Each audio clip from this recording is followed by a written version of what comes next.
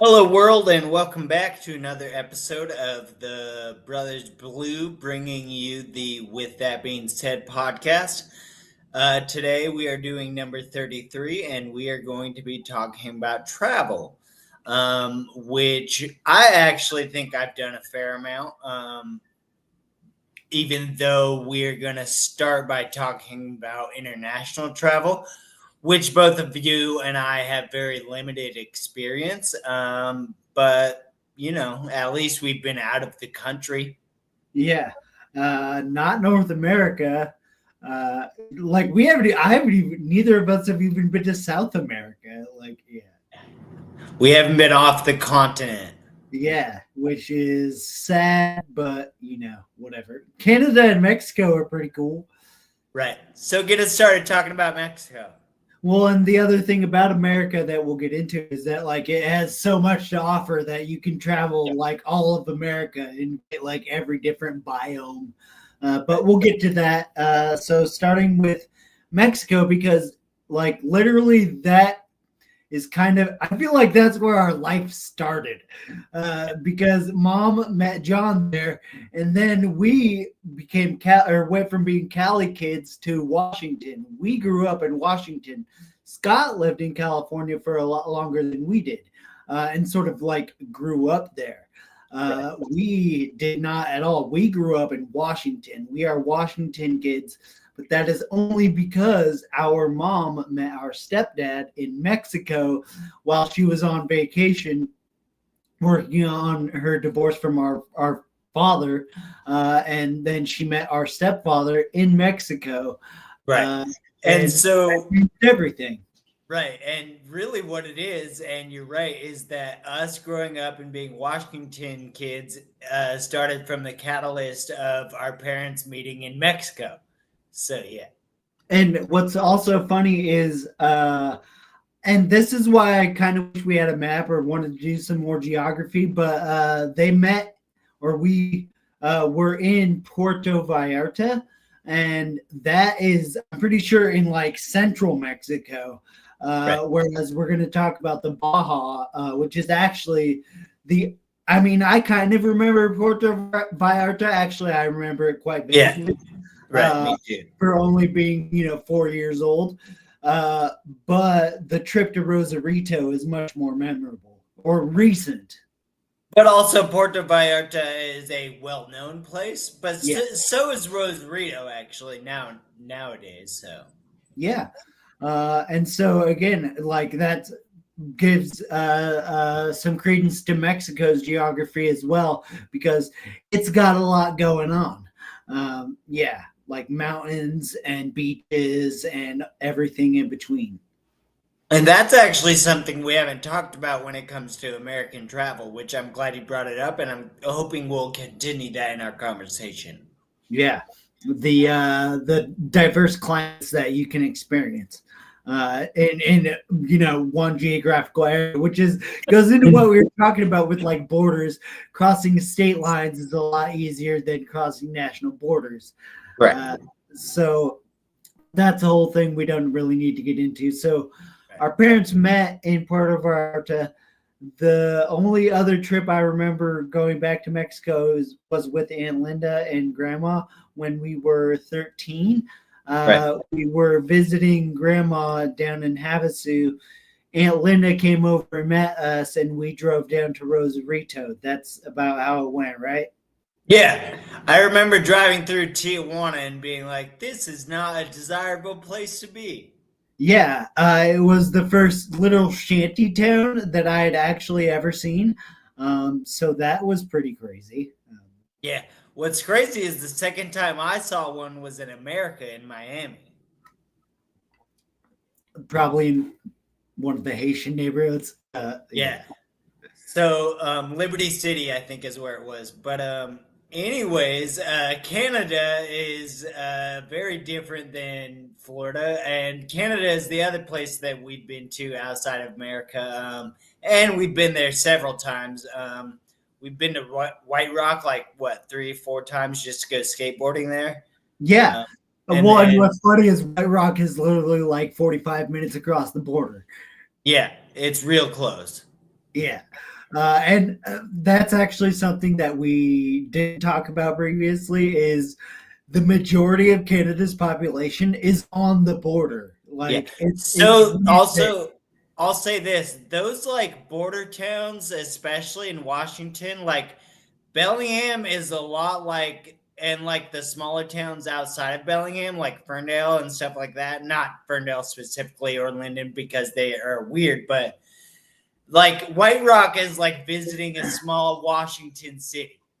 well, and even the cities are very, in my opinion, very comparable because I've partied in a few, I've experienced the nightlife, I would say, in a few different cities, from like Denver, Vegas, Seattle, Portland, and but like Vancouver. I went up to Vancouver and it was the coolest nightlife I've ever experienced, and it was very comparable to like a night in Seattle or a night in Awesome. Portland. Yeah, Yeah, that sounds great. I, yeah, I'm jealous. So, yeah. And so again, like the other thing about Canada becoming like the 51st state, it would be so blue, it's ridiculous. it would be so blue. Yeah, it's crazy. Yeah. Yeah. Yeah. So beyond that, like I love Canada. I'm hoping some of the jobs I'm looking into internationally are in Canada. So Nice. that would be awesome. Yeah, I would Um, love to live in Canada. but I haven't been to Canada in a long time, or Mexico, Yes. really. Yeah, it's been a while. So, anyways, let's go domestic. Do you want to get us started talking about Portland? Yeah. So really, all I just feel like I've experienced Portland a lot more than you have because you said you went to Vancouver, Washington, and experienced its sister city, Portland, Oregon, which is what they are. Like you literally go across the bridge and you're in Vancouver. Right. So when Hill was living in Portland, he went to the Pacific Northwest College of Arts, which is PNCA located in Portland, and he got his degree in like graphic design there, I think. And so he lived there for 4 full years, and Yeah. I visited him a lot when he was living there, and we had so much fun every time. Right. And that's when he like was becoming a machinist and building motorcycles and shit, right? Yeah, what's funny is like he would spend the year at our school in Portland, comes back home to Bellingham where I was living for most of the time, and he would again like spend his year doing art school stuff and then come home and rebuild motorcycles in his garage, and it was just fascinating to watch. That's fun. Yeah. Sounds Seriously, like he would like try to get me to help, but I'm not like mechanically inclined. So yeah, he was like truly fascinated by rebuilding motorcycles. well, and that's the thing is he's so freaking smart in such a weird way. It's so like, yeah, it's very complex and like, yeah, Yeah, I'm pretty sure he has like an engineering job, and his degree is not in engineering at all. Like, yeah, yeah. He works on. He's like a rocket scientist. He works on rockets, dude. yeah. I actually would like to have. I haven't talked to him in a while. I need to reach out. So I like that you put the note in here, road trips, because I have driven all over this country, but we actually, um, from like a very young age, just drove the west coast of the United States road trip like what 5 or 6 times. I think that's an exaggeration. I think we only did it 2 or 3 times. I was thinking about that because that's the thing is like when we did it, we almost every time it was going down to Havasu. I'm pretty sure, I and we feel were like like, we did it once with Jaron, once with Jara, and twice without them. well, okay, but either way, it all occurred after Scott had to, because I remember Yeah. specifically every time, like that was the goal. We were going to see Scott and Havasu, but going from Washington to Arizona, you have to Yeah. drive across the entire west coast of the United States. So Exactly. we did that multiple times. Once Scott moved to Havasu, we drove from Port Angeles, or like from Clallam Bay, really. So again, I think it was 4 times. Yeah, you're right. I think that actually does sound accurate because we also did a lot of learning to drive on these trips. I remember we didn't even have our licenses on one of them. We had learner's permits, For and we were driving. Yeah, driving like yeah. the majority. Right. Yeah, So the other one, so I did Denver. Wait, no, from Florida to Denver, I did that one. That was a really, really long drive. I did yeah, that in the Honda Civic with Zach, and that was actually so it was one of my one-time city stops. I stopped in St. Louis for like a full day, and it was just awesome. I had a great time. yeah. And that's also why I put that in the notes is because I was hoping you could elaborate on that because the only like road that that's for the most part a lot of our travel experiences are the same because we grew up together, but the traveling that we've done since we were 18, for me it was a lot of trips to Portland. But you lived in Florida and you literally drove from Florida to Colorado, and that's if you look at all the states in between, that's a lot of driving that you have to do just across the So entire country, and well, that's the something that other one, you got to experience that I did not. The other one, Denver to Pittsburgh, is just as long, dude. If you Yeah, look at it, it's just as long. And so the really shitty thing is I've driven through Kansas twice. It sucks. yeah, Um, uh, but Denver to Pittsburgh was the other one I did, and I did that with Danielle, and it was a beast of a drive. yeah. I think it was 21 hours or something like that. Yeah. Yeah. And see, that's what why I put the road trips thing in there because I knew you'd be able to allow. Again, you've driven across this country a lot more than I have, and I still feel like I've done quite a bit. But yeah, I've just the big, large moves that I've done were so expansive and crossed such wide ranges of the United States that, like you were saying, like I got to see so many states. I've been to Alabama, I've been to Georgia, I've been to Mississippi, I've been to Tennessee, I've been to Kentucky, I've been to Illinois, I've been to Indiana, I've been to Kansas. Yeah, and that was just driving. yeah. Pennsylvania, That's Ohio. that's a lot more driving than I've done. And yeah, you moved cross country multiple times, so that literally like what were you going to ship all your stuff? No, you had to drive.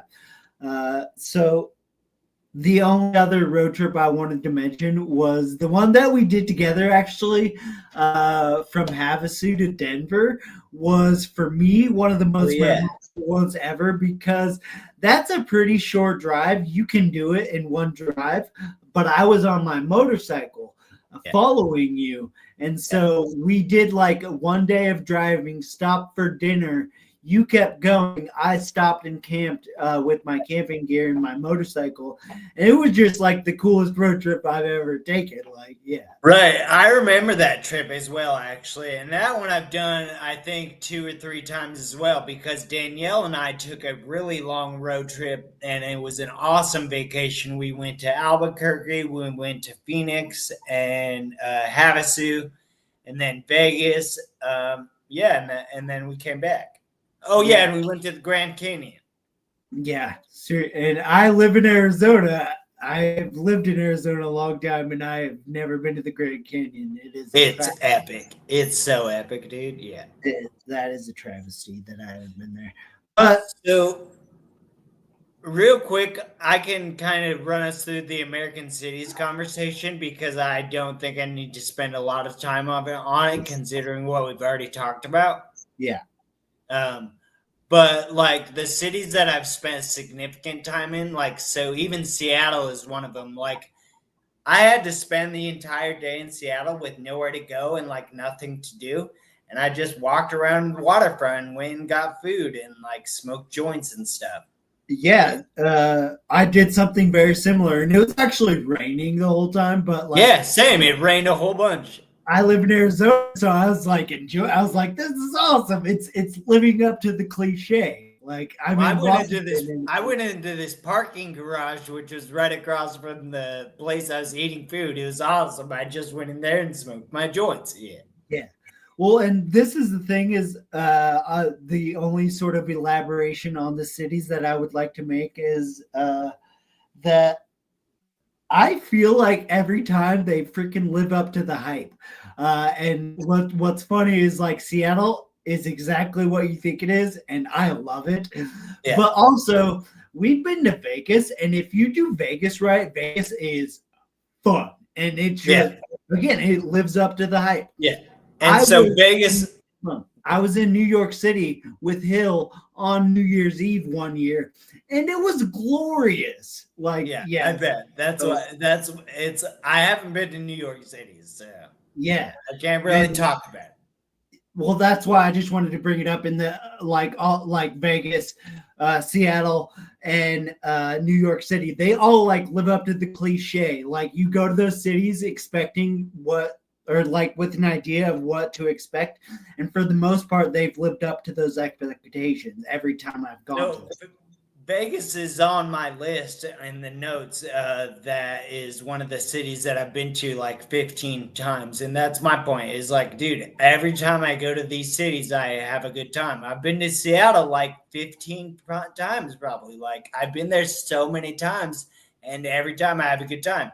And so I would say the place on there that I've been the least is Phoenix, which is your city. And that's why I put it on there. But Denver, I've just spent way too much time, and I know. Well, yeah.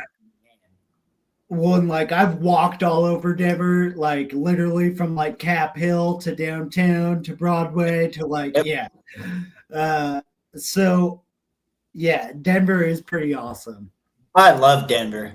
But the other like thing that we didn't really talk about is we actually and I can say about both of them that I still think they're awesome, even though people love to talk shit about them and they are basically memes. We live in meme cities. Pittsburgh is a meme. Phoenix is a meme. Like I live in the hottest place on the planet. Right, yeah. Yeah. And so like and Pittsburgh just doesn't make sense in so many ways. But I love Pittsburgh. I've been to Pittsburgh 3 times now and I love it. Right. Phoenix, and so I will show you a great time when you come to Phoenix. Right. And I like Phoenix, and that's my point, is I've never had a bad time in Phoenix. That's why I listed it. So Pittsburgh I put last on there because it's where I live now and I love it. And I've been there. I've been here for about 5 years. And yeah, it like makes no sense. There's too many bridges. The neighborhoods are small. It's weirdly racist. But like, I just love it here. And so I don't know. It's on my list of places. Like, I like living here, but I would like living in Seattle. I would like living in Phoenix. I would like living in Vegas. I like these places. Yeah. America, and this kind of goes into our last point. Like, it literally has like everything to offer. Yeah, like, totally. You can live in Hawaii, live a total like island lifestyle, and still be in America. And so 2 other places that kind of exemplify this, which is cool, because they're on the last of the list, which is places I've only been to once or twice, but they offer so dramatically different experiences. Washington, D.C. and Miami are so wildly different, in my opinion. And like that kind of exemplifies what we're talking about, or that final point. America is just so big, it has everything to offer. Well, and especially with all the things that we're talking about, Miami and DC aren't even that far from each other. No, they're not. I bet Denver to Pittsburgh is a longer distance. Way further. Yeah. But the climate of Denver and Pittsburgh are much more similar, and lifestyle. Again, like Washington, D.C. and Miami, those are 2 different lives. Like you are living. Like if you're living in one city or the other. And I've been to both, and I can attest to that. That's the actual truth. Yeah. It's just your reality. Your reality is different. Well, and again, that's I hate that. Like, well, I don't hate it, but like I think more people should embrace this like American, like one Yes, I of agree. the biggest sources of our patriotism should be our natural resources, Right. our And rivers, our mountains, our lakes. I think something that maybe you and I are going to have to deal with is the fact that we are okay with American exceptionalism while also not being for American nationalism. Like, thinking we're awesome doesn't mean that we need to be like xenophobic or things like that, you know? Yeah, I actually was talking to Stephen about this, and like the idea again is ultimately that individualism and collectivism works better together. Together, Like, exactly. Yeah. like you're going to be able to best pursue individualism if you collectivize. The Avengers, man. yeah, yeah, yes, exactly. All right. So, with that being said, Knowledge is power.